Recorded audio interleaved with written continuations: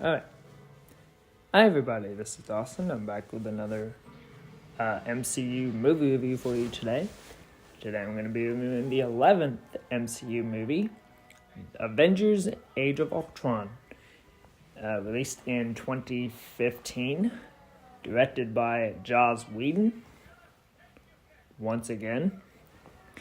And the film stars Robert Downey Jr., Chris Hemsworth, Mark Ruffalo, Chris Evans, Scarlett Johansson, Jeremy Renner, and a bunch of other people. And the basic plot of Avengers Age of Ultron, reading it off of Disney Plus, is as follows. Good intentions wreak havoc when Tony Stark, played by Robert Downey Jr., unwillingly creates Ultron, James Spader, a terrifying AI monster, artificial intelligence, who vows to achieve world peace via mass extinction. Now, Iron Man, Captain America, Thor, and the Hulk, alongside Black Widow, Hawkeye, and Nick Fury, must reassemble to defeat Ultron and save mankind, if they can. And that is your plot of Avengers Age of Ultron. Alrighty. Avengers Age of Ultron. This is, of course, the sequel to The Avengers, which came out in 2012. And this movie is a very good movie. I really enjoyed this movie a lot. I don't love this movie, but I do like it. Avengers Age of Ultron, of course, it was a sequel to the box office success The Avengers, which came out in 2012. And it was the 11th film in the Marvel Cinematic Universe, after Guardians of the Galaxy, the previous movie. And Joss Whedon announced this movie in 2012 after the success of The Avengers. And he was set to direct this movie once again. And he came back to direct this movie. And you have new characters in this movie, of course, Ultron. And you also have Aaron Taylor Johnson and Elizabeth Olsen. And you also have Paul Bettany in this movie. Linda Cardellini is in this movie.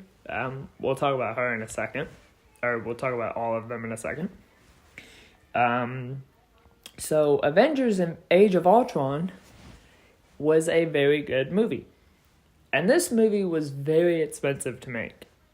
It grossed over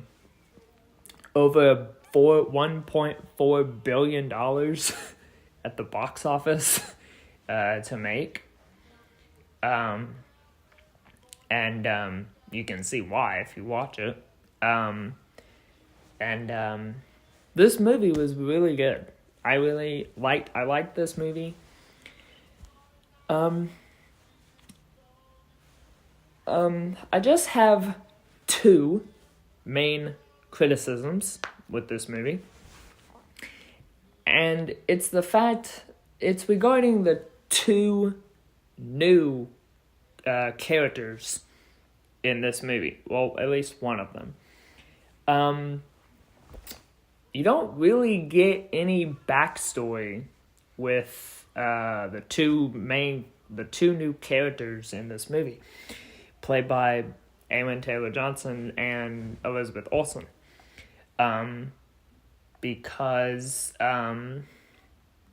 I can find them on Wikipedia, hold on. Okay, here we go. Aaron Taylor Johnson as Pedro Maximoff. He's basically the equivalent to Evan Peters from the X-Men. He can run around really fast.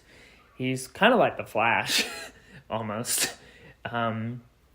He's called Quicksilver in this movie. And he's Aaron Taylor Johnson's good in the role, even though he kind of dies at the end of this movie, because he doesn't live. He doesn't live for long because he gets killed by Ultron. But I still liked Aaron Taylor Johnson, and apparently, according to Wikipedia, most of his scenes were filmed outside, because he was running to give life to running, because Quicksilver, if you know anything about Quicksilver, he runs really fast. And yeah, I thought he was great. Then you have Elizabeth Olsen as Wanda Maximoff. That's his twin sister. And she becomes an Avenger. She can emerge in hypnosis, so she can hypnotize you, and telekinesis, although she doesn't know how to control it very well, as you see in the movie. I thought she was good. Of course, her relationship with Vision, as you know, starts in this movie, and we'll get to Vision in a second, Paul Bettany's character. Her relationship with Vision starts in this movie. So I thought she was good. Speaking of Vision, Paul Bettany, also known as Jarvis. And if anybody can tell me what Jarvis actually stands for, please let me know in the comments, because I've always wondered what Jarvis stands for.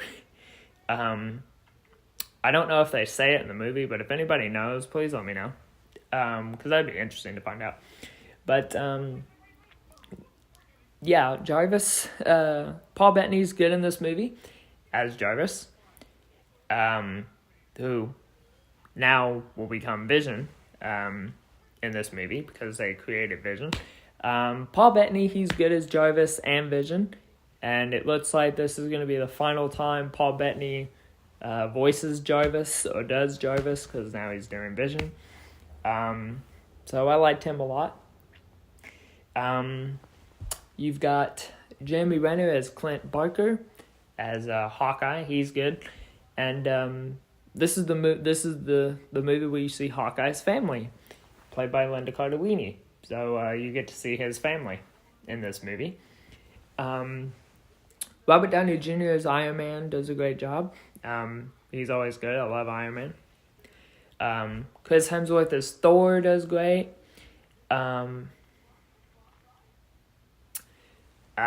He's good in this movie.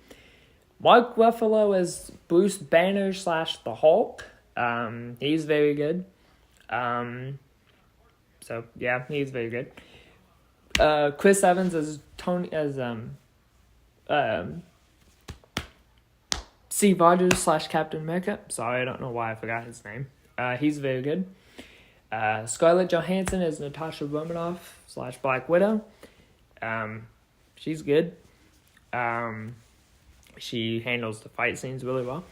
I've already talked about Jeremy Renner as Clint. Don Cheadle as James Rhodey Rhodes, also known as War Machine. He's great in this movie. Anthony Mackie is the Falcon as Sam.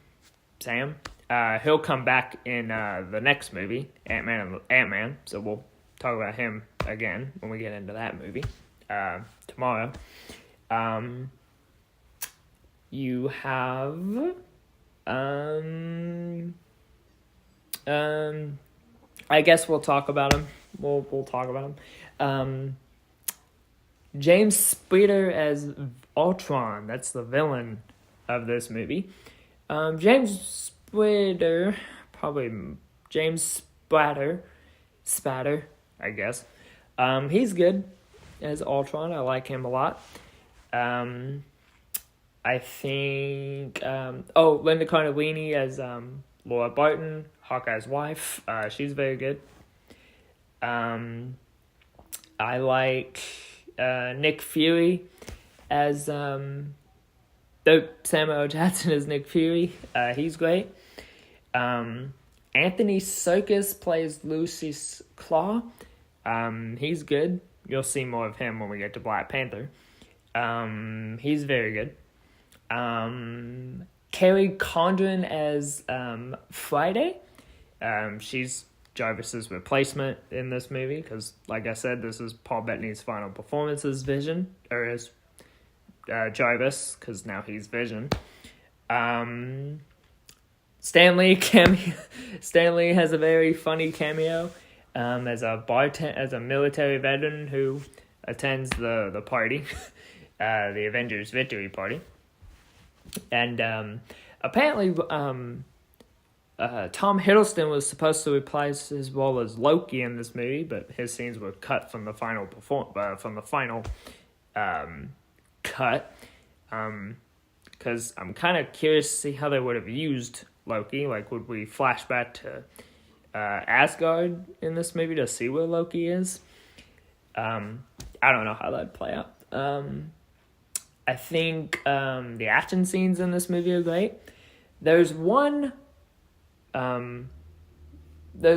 very kind of funny moment in this movie, and it kind of foreshadows what you see in Avengers Endgame, and it's the scene where they're trying to lift Thor's hammer. And you might have noticed that when Steve Rogers picks it up, it kind of moves a little bit. Obviously, they didn't want to disclose that, but we all know what happens in Avengers Endgame. We'll talk about that in a moment, or when we get to that movie. But overall, Avengers Age of Ultron, I like it. I don't love it.